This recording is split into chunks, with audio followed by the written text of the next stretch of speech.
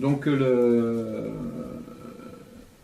voilà, bon, alors moi, dans Gouverner par le chaos, j'avais proposé le concept de reality building pour essayer d'englober avec une expression, comment dire, synthétique, hein, tous ces phénomènes-là. Hein. C'est-à-dire, il s'agit de construire la réalité. À travers l'expression de reality building, bon, j'imite un petit peu hein, ce que font les Américains, les Anglo-Saxons, qui adorent ce genre d'expression un peu clinquante là, à base de building. Ils adorent le bodybuilding, je sais pas quoi, le team building en management, hein, et puis bon, je me suis un peu amusé. Alors le nation building aussi, je parle de ça. Là, bon, j'avais trouvé ça le reality building. Bon, là, c'est en fait le constructivisme intégral.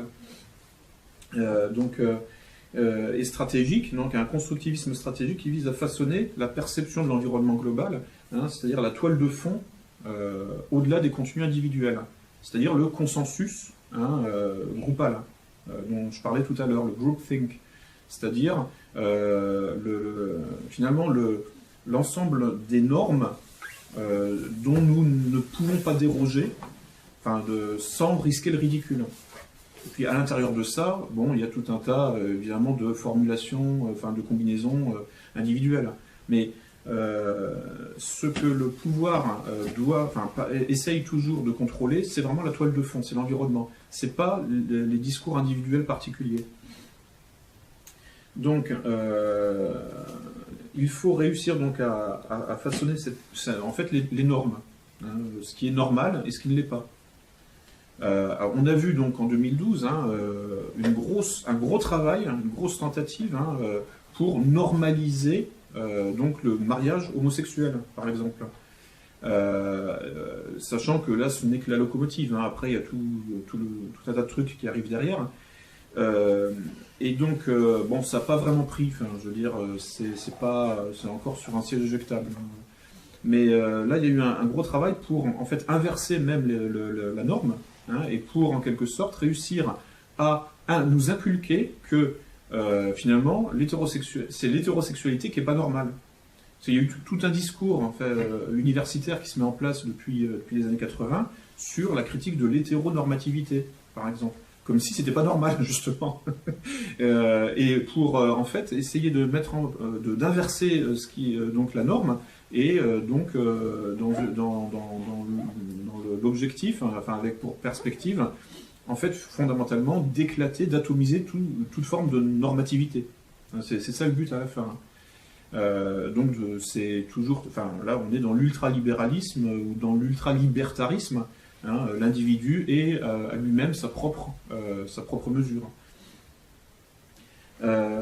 Donc il s'agit, alors voilà, donc le reality building, ce que j'appelle le reality building, c'est un constructivisme stratégique dont le but est mon but sera de vous enfermer dans une réalité virtuelle. Alors pour que ça marche, hein, il faut réussir à effacer le geste de la construction, évidemment.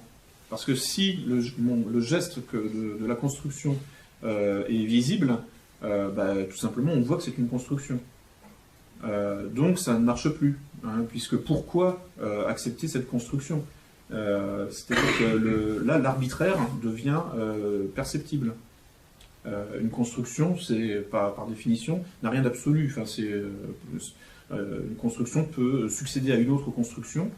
Donc là, le travail dans lequel, le travail justement de l'ingénierie sociale consiste à nous enfermer dans une construction, mais que nous prenons pour la réalité unique.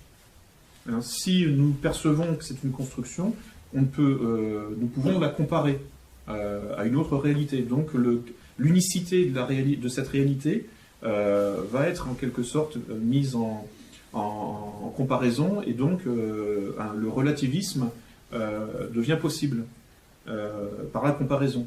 Or, donc l'ingénierie sociale a une intention carcérale. Hein. Le but, c'est de nous enfermer. C'est pas de s'amuser à construire des réalités virtuelles comme ça pour le fun, pour le plaisir. Non, le but, c'est de nous enfermer dans une nouvelle réalité qui prend la place de la précédente. Et pour ça, donc, il faut dissimuler le geste de la construction par ce que l'on appelle une naturalisation. Et il faut donc inculquer en même temps que, effectivement, il est naturel de faire telle ou telle chose, et que finalement, effectivement, l'hétérosexualité n'est pas naturelle. C'est ce qu'on nous a dit là avec la théorie du genre. Finalement, une petite fille qui veut une robe rose, c'est pas naturel. Un petit garçon qui veut un camion de pompier, c'est pas naturel. C'est une construction. Voilà. Donc là, et ça, bon, ce discours qui nous a été tenu est lui-même un prélude à donc une nouvelle naturalisation, hein, qui consiste à dire que une nouvelle naturalisation à l'intérieur de laquelle les femmes portent des barbes et les hommes portent des robes. Voilà, donc ça c'est ce qui est en cours aussi, puisque la théorie du genre continue d'être appliquée, enfin divulguée dans les écoles. Mais justement, donc, pour que le geste de la construction disparaisse, ils ont arrêté d'en parler. Si vous vous souvenez, mais pendant 6 mois, 1 an, on nous a bourré le crâne avec ça. Du jour au lendemain, les médias, le pouvoir a arrêté d'en parler. Et même a prétendu que ça n'existait pas, et qu'il n'en avait même pas parlé avant. Alors que bon, enfin, on a toutes les preuves que, voilà, enfin, tout est sur Google. Je veux dire, c'est aujourd'hui, avec l'outil informatique, c'est traçable. Et donc là, on a, là, je vous donne un exemple typique de ce reality building, de ce constructivisme stratégique, hein, qui vise à nous enfermer dans une réalité où l'hétérosexualité n'est plus la norme, et en dissimulant le geste de la construction, parce que, d'une certaine façon, je pense que là, le pouvoir, à l'origine de ce mouvement, pensait que ça allait passer, sans réaction. En tout cas, avec beaucoup moins de réaction. Donc ils ont commis une erreur en communiquant sur la théorie du genre, parce qu'ils pensaient que ce serait beaucoup plus, que ce serait accepté beaucoup plus facilement. Au bout de 6 mois, ils se sont rendus compte qu'ils avaient fait une erreur, donc rétropédalage, et on n'en parle plus. Et on dit que ça n'existe pas, que ça n'a jamais existé, qu'on n'en a jamais parlé. Pour, là, d'un seul coup, commencer à, effectivement, effacer le geste de la construction. Vous voyez ce que je veux dire ? Parce que, bon, c'est des trucs, c'est pas évident, enfin...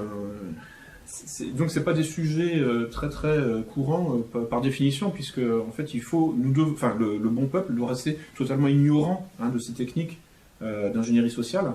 À partir du moment où on commence à se former à tout ça, on voit qu'elles sont appliquées, hein, ces techniques, et on peut les décrypter en temps réel, parce que ça saute aux yeux, quoi. Et donc on peut se déconditionner, on n'est plus prisonnier. Donc surtout, il ne faut jamais en parler de tout ça. Pourquoi je sais que ça existe ? Parce que, tout simplement, j'ai fréquenté les milieux du management, du marketing, de la sécurité des systèmes, et que il se trouve qu'encore auparavant, grâce à mes études, j'avais la formation en méthodologie qui me permettait tout simplement d'analyser et de comprendre tout ça, toutes ces méthodologies dans leurs termes. Voilà. Donc ensuite, bon, enfin, il y a aussi, bon, après les aléas de la vie qui vous font découvrir telle ou telle chose, rencontrer telle ou telle personne, et voilà. Mais donc le geste de la construction donc doit être effacé, hein, estompé, hein, avec une gomme, hein, comme on efface un trait de crayon. En brouillant donc la perception des rapports de force, hein, par l'inversion du fort et du faible, du bourreau et de la victime.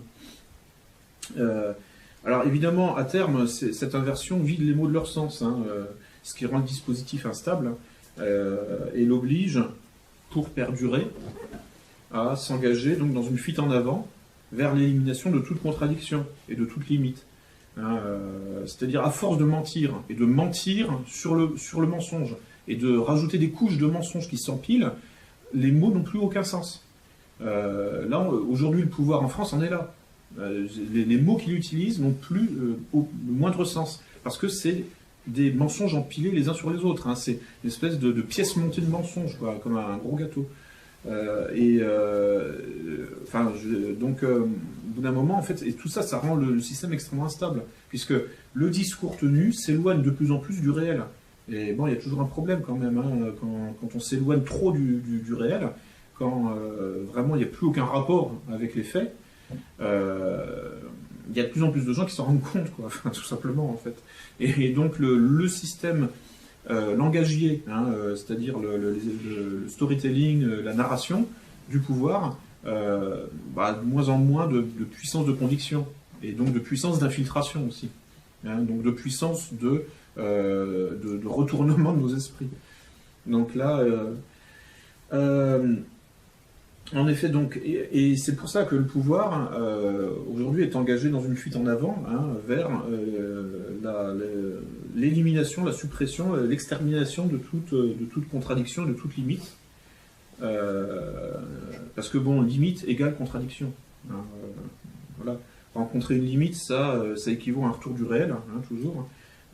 Donc, en fait, à une sortie de la réalité virtuelle dans laquelle on veut nous faire rentrer. C'est pour ça que le pouvoir occidental doit impérativement éliminer toute extériorité géopolitique. Tant qu'il y a des modèles civilisationnels alternatifs, hein, en Russie, en Iran, en Chine, n'importe où, quoi, en fait, enfin, n'importe où ailleurs que dans la zone, en gros, de l'axe du chaos, hein, Washington, Bruxelles, Tel Aviv, Riyad, si on veut aussi, tant qu'il y a une extériorité géopolitique, on peut comparer, hein, et puis donc on se rend compte qu'effectivement, ici, le pouvoir essaye vraiment de nous enfermer dans une réalité virtuelle, dans laquelle, effectivement, être hétérosexuel, c'est pas normal. Là, ça va jusque-là aujourd'hui. Et donc, comme le storytelling, comme la narration tenue est de plus en plus éloignée de la réalité, donc forcément les gens commencent à regarder ailleurs, hein, parce qu'il y a une insatisfaction, hein, les mots n'ont plus de sens, hein, c'est-à-dire qu'en fait aujourd'hui on est vraiment dans l'ultra-violence, mais tout ça avec dans une ambiance de bisounours, hein, c'est toujours le discours de la victime, pour nous frapper toujours plus fort, pour nous surveiller de manière toujours plus étroite, pour bientôt nous foutre en tôle sans procès, et que ce soit légalisé. Hein, l'état d'urgence vise à cela, hein, c'est-à-dire à contourner le pouvoir judiciaire. Donc, mais tout ça au nom de la protection des victimes. Là, il y a un nouveau ministère là, qui vient de se créer, le ministère des victimes, je crois que truc complètement farfelu. Et donc, et en fait, nous sommes en état de dire non, tout simplement parce qu'on sait qu'il y a une extériorité à ce délire. Sur Terre, hein, il y a de vastes zones géopolitiques où ça ne fonctionne pas comme ici. Et ça, c'est intolérable pour le pouvoir. Et donc, c'est pour ça qu'il n'a pas d'autre choix que d'attaquer, hein, cette extériorité géopolitique. Et il est obligé de le faire. Parce que sinon, en fait, en gros, c'est lui ou l'autre. C'est la nature du pouvoir en Occident. En fait, elle n'est pas capable de multipolarité, pour ainsi dire. C'est pour diverses raisons, que je ne vais pas développer tout de suite, parce que bon, ça va nous entraîner encore sur d'autres branches, sur d'autres, bifurcations. Donc, c'est-à-dire qu'en fait, rien ne doit venir contredire la réalité construite par le pouvoir. Ça, c'est vraiment son objectif majeur. Hein. Rien ne doit venir contredire ce qu'on entend à la télé. Donc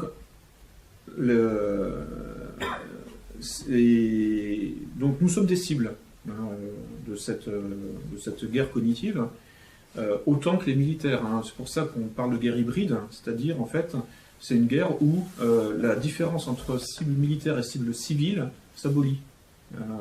Mais aussi entre acteurs militaires et acteurs civils. Hein, c'est pour ça que je vous invite à devenir des acteurs, vous en tant que civil, hein, de cette guerre hybride. Hein, donc de passer à l'action. Hein. Bon, j'ai essayé de lancer une dynamique à égalité et réconciliation avec les ateliers de réinformation active pour essayer de partager les bonnes pratiques en termes de réinformation. Voilà, bon, enfin, je me considère un peu comme une espèce de missionnaire de ça, quoi, parce que, bon, comme 50% de la guerre aujourd'hui, hein, se mène dans le champ de l'information. Et nous pouvons y participer. Et nous devons y participer. Prendre part tout simplement pour notre salut, quoi, enfin, pour sauver notre peau, quoi. C'est vraiment... voilà, c'est cet effacement de la distinction entre civil et militaire, de même qu'entre réel et irréel, hein, qui signe donc cette entrée dans la guerre hybride, c'est-à-dire la guerre totale, quoi, sur tous les plans et contre tout le monde. Donc, parce qu'aujourd'hui, tout ce qui rappelle le réel, hein, tout ce qui pose une limite, tout ce qui pose une limite, donc une contradiction,